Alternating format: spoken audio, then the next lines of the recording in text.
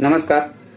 शासनाच्या विविध ज्या महत्वाकांक्षी योजना आहेत या योजनेअंतर्गत एक श्रावणबाळ आणि निराधार योजना सुद्धा आहे. जे वयवर्ष ज्यांचं 65 आहे त्यांच्यासाठी श्रावणबाळ ही योजना आहे आणि या योजनेअंतर्गत त्यांना 1500 रुपयाचा दरमहा हप्ता वितरित होतो.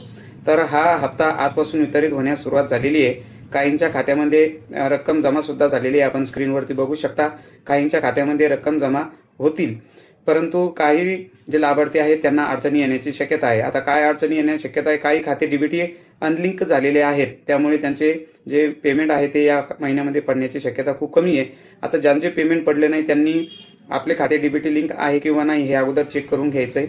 आणि जर डीबीटी लिंक नसेल तर डीबीटी कसं लिंक करायचं या संदर्भामध्ये एक व्हिडिओ बनवलेला आहे. तो व्हिडिओ डिस्क्रिप्शनमध्ये आहे, आपण त्या ठिकाणी जाऊन बघू शकता.